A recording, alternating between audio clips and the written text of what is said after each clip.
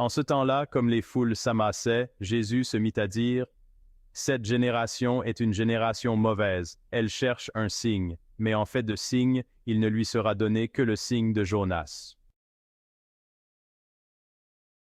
Car Jonas a été un signe pour les habitants de Ninive. Il en sera de même avec le Fils de l'homme pour cette génération. » Lors du jugement, la reine de Saba se dressera en même temps que les hommes de cette génération, et elle les condamnera. Lors du jugement, les habitants de Ninive se lèveront en même temps que cette génération, et ils la condamneront. En effet, ils se sont convertis en réponse à la proclamation faite par Jonas, et il y a ici bien plus que Jonas.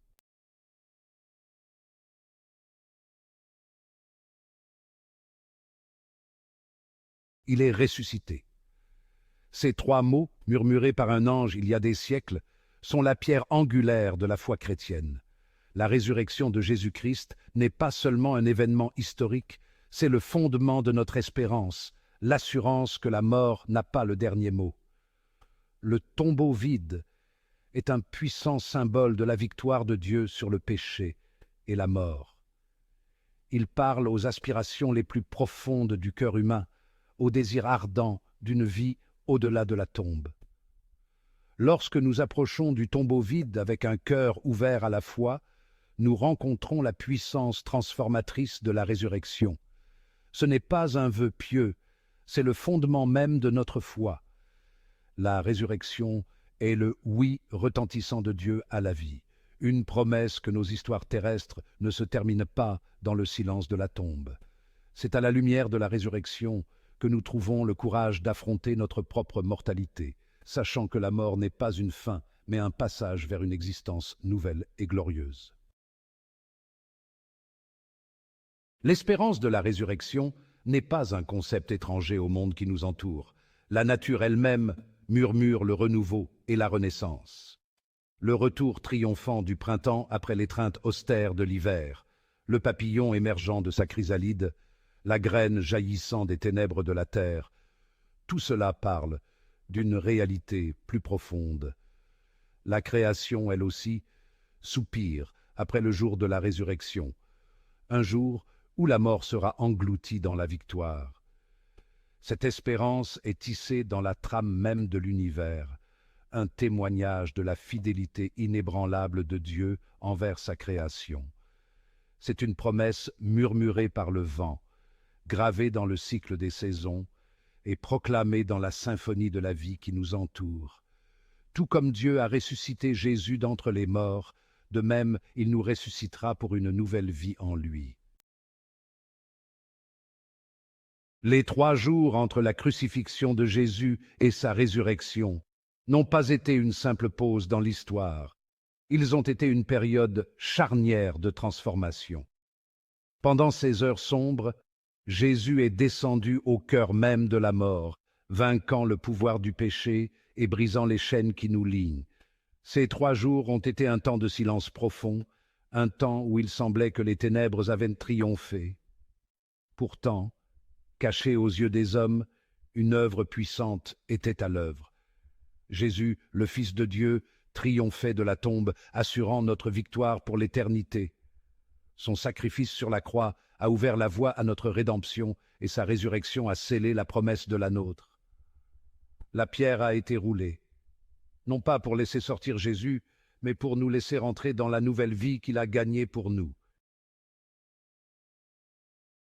Section 4. Des échos de résurrection dans nos vies. La résurrection n'est pas seulement un événement lointain, c'est une réalité vivante qui transforme nos vies aujourd'hui. Nous faisons l'expérience d'écho de la puissance de la résurrection chaque fois que nous nous détournons du péché pour chercher Dieu, chaque fois que nous pardonnons, chaque fois que nous choisissons l'espérance plutôt que le désespoir.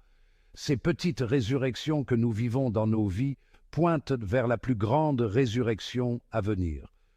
Ce sont des aperçus de la nouvelle création qui fait irruption dans l'ancienne, des signes de la puissance transformatrice de Dieu à l'œuvre en nous. Chaque acte d'amour, chaque moment de grâce, chaque pas de foi est une participation à la vie de résurrection que Christ offre. Nous sommes appelés à être des agents de résurrection dans un monde assoiffé d'espoir. Section 5. Vivre à la lumière de l'éternité. Savoir que nous sommes destinés à la résurrection change tout dans notre façon de vivre. Cela nous libère de la peur de la mort, nous donne la force d'aimer avec audace et nous pousse à vivre une vie digne de l'appel que nous avons reçu. Nous ne sommes plus liés par les limites de cette existence terrestre, mais nous sommes libres d'embrasser les possibilités infinies qui nous attendent dans l'éternité.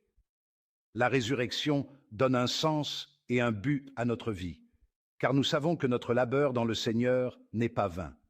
Nous sommes citoyens du ciel, vivant comme des pèlerins sur la terre, les yeux fixés sur l'horizon de l'éternité. La résurrection n'est pas seulement une destination, c'est un voyage que nous commençons au moment où nous plaçons notre foi en Christ. Section 6. Un avenir empli d'espérance. La résurrection de Jésus n'est pas la fin de l'histoire, c'est le début d'un nouveau chapitre glorieux. C'est la promesse qu'un jour, la mort elle-même sera vaincue et que nous vivrons dans un monde où la tristesse, la douleur et les larmes n'auront plus leur place. Imaginez un monde baigné de la lumière rayonnante de la présence de Dieu, un monde où les relations sont restaurées et où la création elle-même est renouvelée. C'est l'avenir qui attend ceux qui ont mis leur espérance en Christ. C'est l'espérance qui nous soutient, la promesse qui nous fortifie et la vérité qui nous rend libres. Vivons chaque jour dans l'attente joyeuse de ce jour glorieux où nous rejoindrons le cœur du ciel en chantant « Il est vraiment ressuscité ».